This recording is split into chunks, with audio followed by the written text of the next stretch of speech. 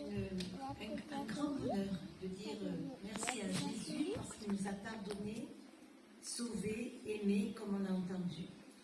Et je crois que la plus belle chose, c'est de connaître Dieu et d'être réconcilié avec lui. Et je vais vous dire comment Jésus est devenu mon sauveur. Amen.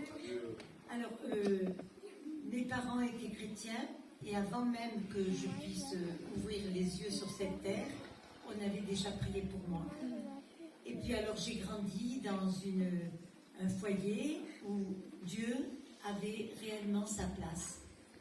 Et toute petite, j'ai appris à prier. Quand j'ai appris à parler, j'ai appris à prier. Puis quand j'ai appris à lire, j'ai appris à lire la Bible. Et j'ai grandi comme ça. Et puis j'aimais beaucoup le Seigneur. J'ai grandi, toute petite, je me souviens, déjà je savais que Dieu était présent. Je savais que Dieu entendait les prières.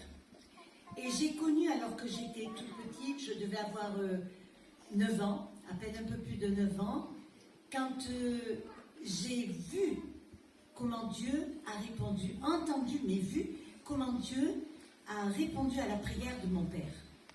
Et ça a déjà marqué. Je vais vous parler de ça parce que justement ma sœur est là ce soir au milieu de nous.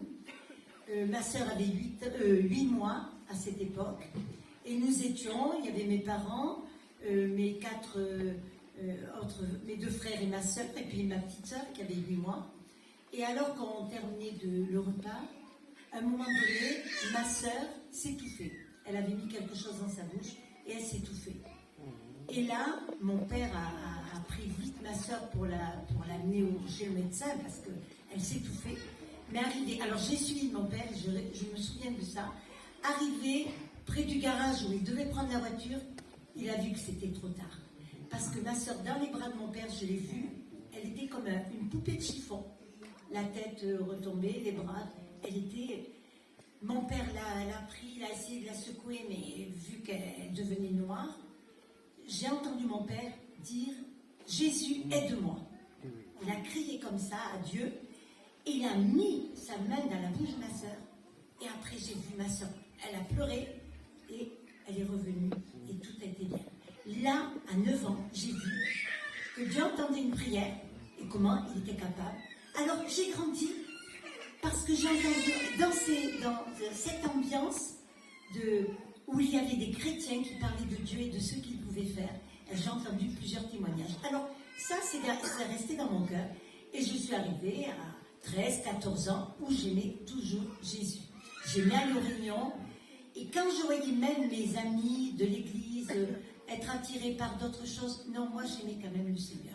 Mais une nuit, alors que je ne sais pas ce qui s'est passé, je me suis réveillée brusquement et puis j'ai eu très peur.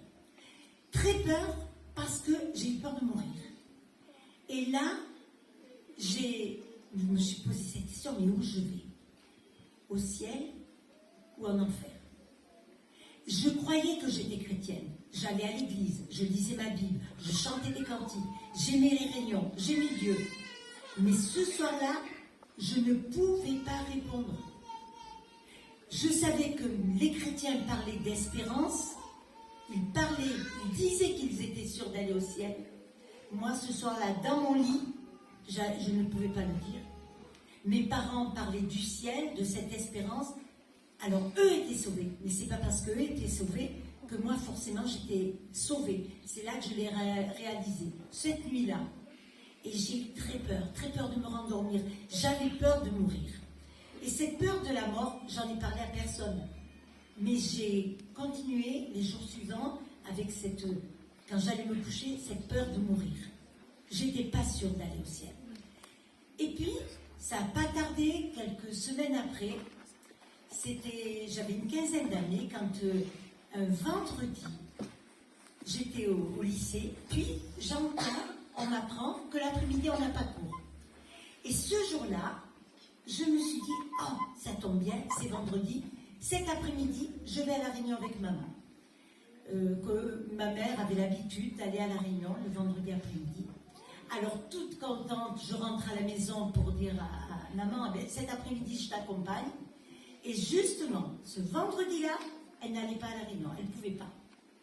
Mais dans mon cœur, j'avais tellement envie d'aller à la réunion, eh bien je lui dis, ben, j'y vais quand même s'il y avait 30 à 40 minutes de marche, j'avais cette envie d'aller à la réunion. Amen.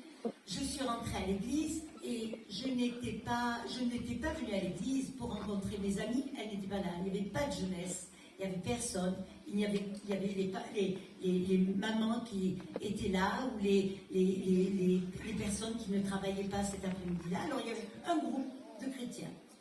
Et cet après-midi-là, je chante comme d'habitude aux réunions, et puis il y a la prédication. Ce jour-là, j'ai entendu parler de l'amour de Dieu et j'ai réalisé à quel point Dieu m'avait aimé comme jamais j'avais réalisé. Je savais que Dieu aimait le monde. Je savais que Dieu avait donné Jésus. Je savais que Jésus était mort pour moi, pour mes péchés. Mais ce jour-là, je réalise vraiment que je suis pécheresse.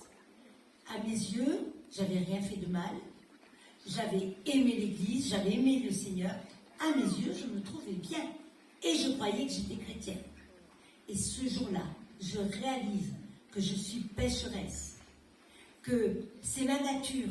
Il y a en moi le mal, le péché. Et qu'à cause du péché, impossible pour moi d'aller au ciel. Là, je réalise que Jésus est venu, qu'il est mort pour moi. Et que même j'aurais été toute seule sur la terre, il serait mort pour me sauver. Ce jour-là, réalisant vraiment à quel point Dieu m'a aimé, je lui ai donné ma vie, je lui ai donné mon cœur. J'ai eu une telle joie cet après-midi-là que quand je suis rentrée à la maison, maman était déjà là, elle ouvre la porte et elle me dit « Qu'est-ce que tu as ?» Alors je suis surprise, je dis « Mais pourquoi tu me dis ça ?» Elle me dit « Mais tu parais tellement contente, ton visage !» Allez, j'ai pu lui dire, j'ai rencontré Jésus. Amen. En fin de compte, il y avait une telle joie que je ressentais, mais elle se voyait même à l'extérieur. Et à partir de ce moment-là, je n'ai plus eu peur de mourir. C'était terminé. La peur de la mort avait disparu. J'ai retrouvé quelque chose que je croyais connaître, mais que je ne connaissais pas en fin de compte. La joie d'être sauvée. Amen. Et puis dans mon cœur, il y a beaucoup de choses qui ont changé. Je croyais que j'étais bien, mais j'avais plus les mêmes désirs, plus le même but. Il y avait d'autres choses qui venaient en moi. L'envie de plaire à Dieu. Et j'ai continué à grandir comme ça. Voilà des années que Dieu, ce vendredi après-midi, m'avait donné un rendez-vous. C'était cet après-midi-là. Et ce rendez-vous, j'étais présente. Et j'ai su répondre à son appel. Et je voudrais vous dire aussi qu'il y a des moments, on est chrétien, il y a beaucoup de joie, on peut connaître des difficultés. Et en 2013-2014, j'apprends que je suis atteinte de la polyarthrite. Alors, beaucoup de douleurs. Et puis, le 25 janvier, un dimanche matin, je suis à l'église, c'est le culte, et on chante un chant, un cantique, que ces lieux soient visités par ta sainte présence. Et alors que je chante, je réalise, je pèse les mots, je fais attention à toutes les paroles. Je réalise que Jésus est là, présent au milieu de nous. Et je me réjouis. Je me fais du bien dans sa présence. Mais je ne pense pas du tout à ma maladie. Hein. Pas du tout, pas du tout. Je me fais du bien. Et puis, la journée se termine. Je vais vous dire, tous les matins, j'étais rappelée à cause de la douleur, j'avais un traitement. Le soir, la douleur était là, il fallait encore. Et le docteur, la rhumatologue, avait changé 3 fois le traitement. Elle me donnait toujours plus fort. Ce dimanche soir, je ne fais pas attention et je ne prends pas mon traitement. Je ne ressens pas le besoin. Le lundi passe. Le mardi, je réalise que je n'ai plus de douleur. Tous les soirs, j'étais réveillée par la douleur. Depuis le dimanche soir, je dormais. Aucune douleur.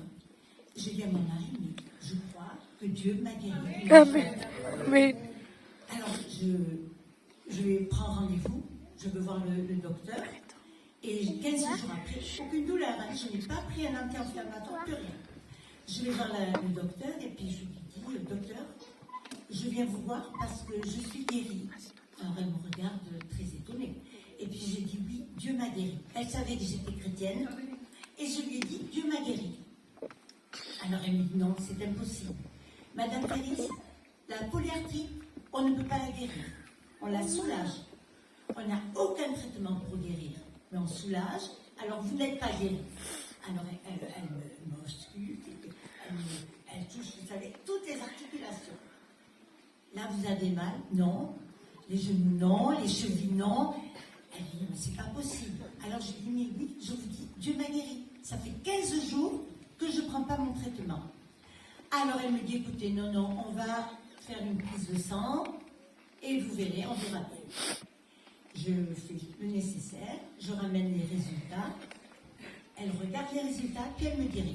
Elle est là, elle regarde. Alors je dis, alors docteur, alors elle va sur l'ordinateur, elle regarde les résultats précédents, et puis elle me dit, mais je ne comprends pas, vous n'avez plus de traces. Là, je vois les traces de la polyarthrite, là, vous n'avez plus de traces de la polyarthrite. Et je lui dis, docteur, Dieu m'a guéri. Alors elle me dit, vous allez voir, d'ici 1 an, vous allez revenir me voir. C'était en 2015. Depuis, je n'ai jamais eu de douleur de la première. Amen. Dieu, ce jour-là, alors que je ne demandais rien. Un autre rendez-vous avec le Seigneur. Et aujourd'hui, on a un rendez-vous avec Dieu. Que le Seigneur bénisse ces moments et qu'il vous bénisse. Amen. Adieu.